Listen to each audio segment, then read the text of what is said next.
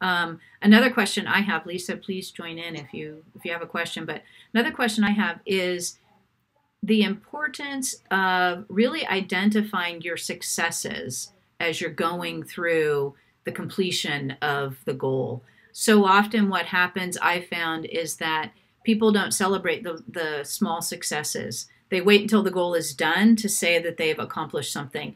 And sometimes goals are long term. And so if you wait until that duration is over, you really miss out on sort of pushing yourself and experiencing the idea of being successful, even on those little tiny pieces of the goal. So, do you have some thoughts on that? Yeah, absolutely. And I guess it's a great question as to kind of how good we are at doing that, and how that relates to, does that somewhat relate to our social context and our society and the way we were brought up? Do we feel that it's not okay to reward ourselves? Are we a bit hard on ourselves and kind of thinking, well, we should be able to do these things, so I shouldn't reward myself? But absolutely, I try to kind of say to people, treat yourself like you would your best friend, or a loved one that you are supporting on this journey, and you be positive and encouraging, and you'd help support them and celebrate those little wins along the way. But just a good metaphor, I guess, is you don't wait until someone's an Olympic swimmer before you praise them for swimming. Long before that, when they were little, you praise them for getting in the water, for doing a few lengths, for going back, for going to practice. There's a whole process along the way, long before you get to that destination. If indeed that is your destination, that might not be.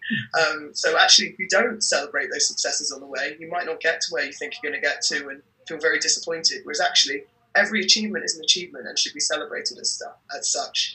Perhaps proportionate. So you maybe don't want to take yourself on holiday constantly for every tiny win, but you do need to give yourself a break and build in treats, rewards during the day.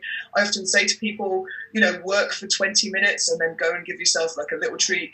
In Great Britain, that little treat is often a cup of tea, which I know in the US perhaps hasn't got the same connotations, but for us, that's a real treat for a lot of Brits. So, just stopping, taking that time out, having a nice biscuit and a cup of tea, that's a treat and a reward in itself. I've managed to sit and concentrate for 20 minutes and have a break.